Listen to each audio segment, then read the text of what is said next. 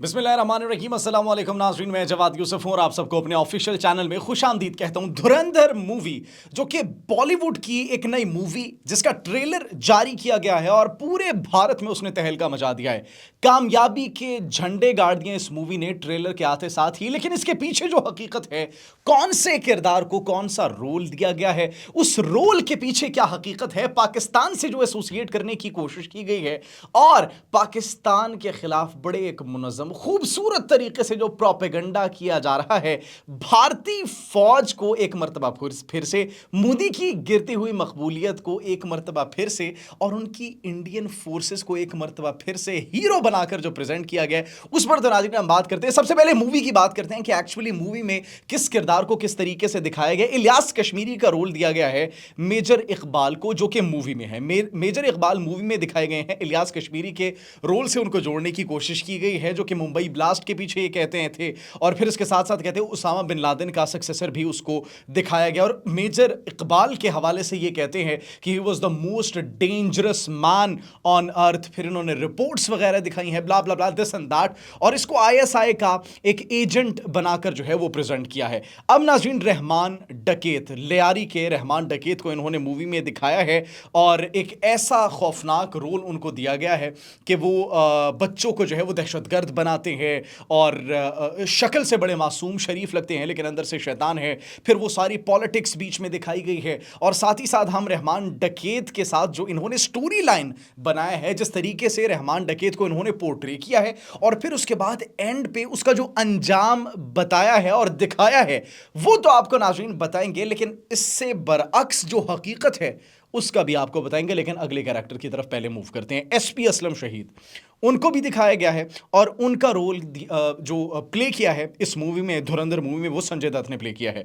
और उनके हवाले से कौन नहीं जानता, कराची में दहशतगर्दी के ख़िलाफ़, टेररिज्म के ख़िलाफ़ और साथ ही साथ गुंडागर्दी के ख़िलाफ़ जिस तरीके से उन्होंने कार्रवाइयाँ की, दैट वाज ट्रूली रिमार्केबल। और आज भी पूरी कौम उनकी शुक्रगुजार है, पूरी कौम उनकी मकरूज़ भी है, कराची भी उनका मकरूज़ है। जिस तरीके से कराची से उन्होंने तमाम तर गुंडागर्दी का और वह दहशतगर्दी का जिस तरीके से खात्मा करने के लिए हथियार उठाए थे, तो दैट वाज ट्रूली रिमार्केबल। उनके रोल को किस तरीके से दिखाया गया, उनकी एंडिंग क्या हुई वो तो आप सब जानते हैं, लेकिन उनको किस तरीके से पोर्ट्रे किया गया है वो भी आपको हम बताएंगे। अगले रोल, अगले कैरेक्टर की तरफ मूव करते हैं, दैट इज रणबीर सिंह।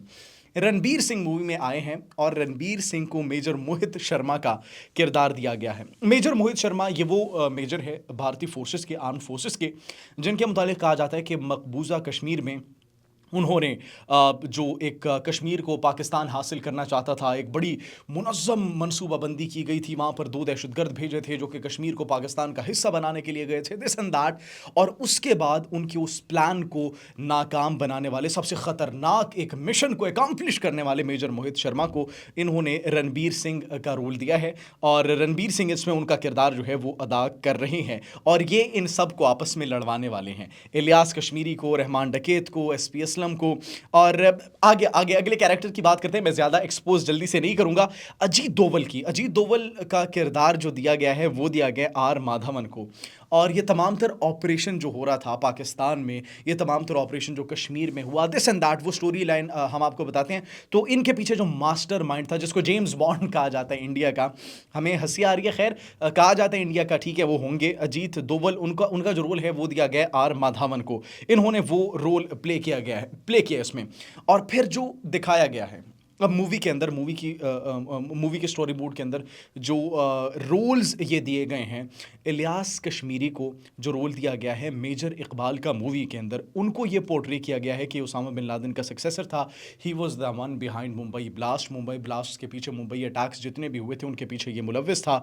रहमान डकैत लियारी के अंदर उनके किरदार को दिखाया गया है, वो पॉलिटिक्स में किस तरीके से आए, ये तमाम तर चीज़ें दिखाई गई हैं। और उसके बाद फिर एसपी असलम, इनके खिलाफ जिस तरीके से उनका ट्रांसफ़र हुआ लियारी में, और फिर उनको भी दिखाया गया।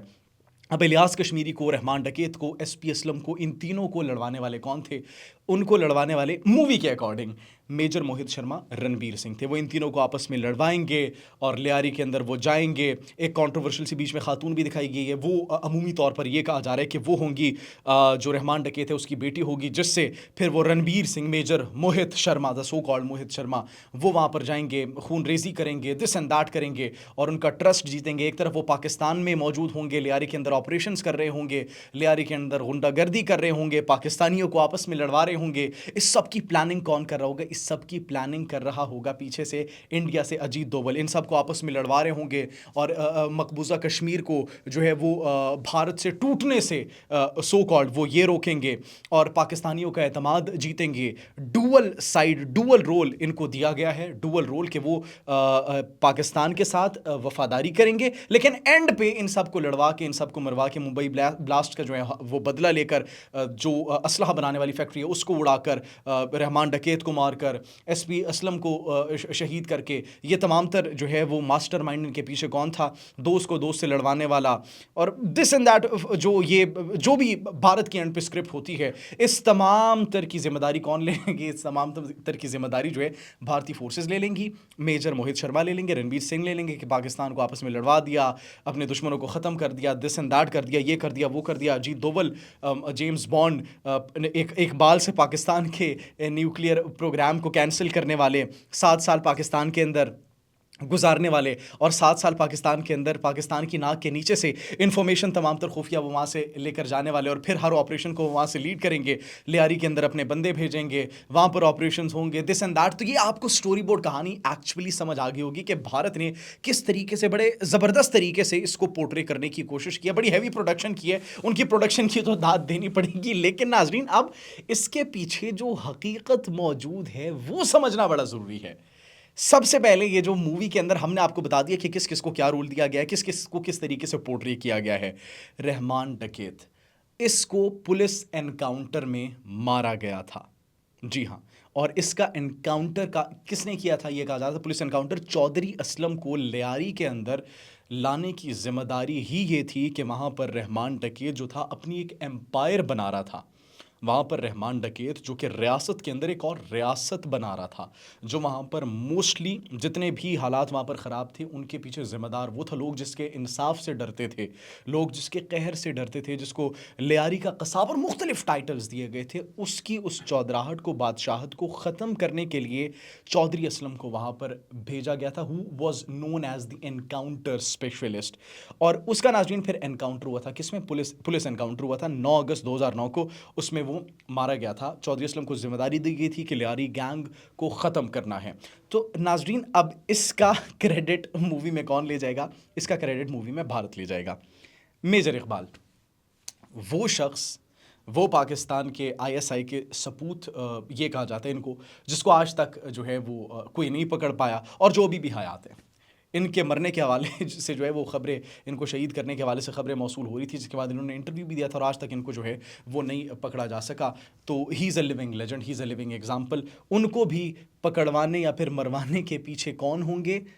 भारत होंगे, भारतीय फोर्स होगी। वही रणबीर कपूर जो कि मेजर मोहित शर्मा का रोल प्ले कर रही हैं। पहले पाकिस्तान के साथ होंगे, एंड पे जब सबको मार मूर देंगे फिर कहेंगे हम तो भारतीय फोर्सेस के हैं, हम तो भारत की रॉ के लिए काम कर रहे हैं, दिस एंड दैट। तो ये इनका भी इनकी हमने आपको हकीकत बता दी और इसका भी रोल इस रोल की जिम्मेदारी अदा कर रहे हैं। और फिर जो रणवीर सिंह जिस रोल की जिम्मेदारी अदा कर रहे हैं वो पहले इनके साथ देंगे, इनके साथ दोस्ती करेंगे, एक साथ ऑपरेशन दिस एंड दैट करेंगे और उसके बाद इनको मार देंगे। इसकी मतलब सारा क्रेडिट कौन ले जाएगा? भारत ले जाएगा। उसके बाद बात करते हैं एसपी असलम की। एसपी असलम, इसके मुतालिक हमने अभी पहले भी बात की है। उनका किरदार सबको बड़ा वाज़ेह तौर पर पता है। अब इनको जब शहीद किया गया, शहीद करने से पहले भी इन पर काफ़ी ज़्यादा हमले किए गए थे। 2 से 3 मरतबा, जहाँ तक हमें याद है, हमारी अकल में है, इनके ऊपर हमले किए गए थे और उन हमलों की ज़िम्मेदारी तालिबान ने ली थी। अब इनके ऊपर इल्ज़ामात थे कि इन्होंने तालिबान के जो जितने भी कारिंदे हैं, जितने दहशतगर्द उनके हैं, सीआईडी के सेल्स में पड़े हैं, उनको चुन चुन कर मारा था इन्होंने। कराची के अंदर, कराची के सीआईडी सेल्स के अंदर उनको मारा था और इसीलिए ये तालिबान की फ़हरिस्त में जिनको शहीद करना था, जिनको हलाक करना था, हमारे लिए तो वो शहीद ही हैं और शहीद कभी मरते नहीं हैं, तो उनकी फ़हरिस्त में, तालिबान की फ़हरिस्त में इनका नाम टॉप पर था।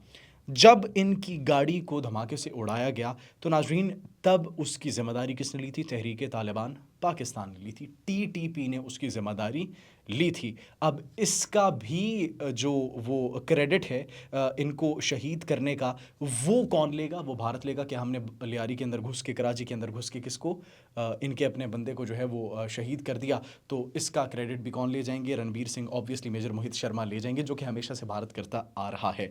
अब उसके बाद आखिर में जो अजीत दोवल बचे हैं, James Bond, the James Bond R Madhavan जो रोल प्ले कर रहे हैं, वो ये सारे जितने भी ऑपरेशन हो रहे होंगे पाकिस्तान में, उनके पीछे कौन होगा? उनके पीछे भारत के ये जेम्स बॉन्ड होंगे।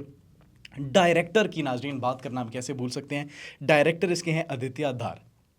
हमेशा से पाकिस्तान मुखालिफ इन्होंने मूवीज़ बनाई है, हमेशा से इन्होंने कश्मीर मुखालिफ इन्होंने मूवीज़ बनाई है, और हमेशा से नाजरीन हमने ये देखा, जिस तरह पहले द सर्जिकल स्ट्राइक्स बनाने के पीछे भी यही मुलव्विस थे। तो अब भारतीय फोर्सेस की वो जो साख ख़राब हो गई थी, मकबूलियत काफ़ी गिर रही थी, तो ऐसे में ऐसी मूवी छोड़ दी गई है। क्या कहने हैं इनके नाजरीन? हमने आपको पहली वो एक्सपोज कर दिया, इस पूरी मूवी का हमने ब्रेक डाउन करके आपके सामने रख दिया कि इस तरीके से भारत, अब जाहिर सी बात है कि प्रैक्टिकली तो ये चीज़ पॉसिबल नहीं थी, तो मूवीज़ अच्छी बना लेते हैं, तो एक मूवी के ज़रिए अब अपनी आवाम के जज्बात को फिर से उजागर करने के लिए और बढ़ाने के लिए इन्होंने ये कोशिश की है। लेकिन ये कोशिशें नहीं चलेंगी, प्रैक्टिकली आप लोग आए, मैदान में आए, फिर देखते हैं कि कौन किसके मद्दे मुकाबिल आएगा और कौन किस तरीके से जीतेगा। नाज़रीन, आप क्या सोचते हैं इस बारे में? कमेंट सेक्शन में अपनी कीमती राय से ज़रूर आगाह कीजिएगा। अपना बहुत ख्याल रखिए। अल्लाह निगहबान।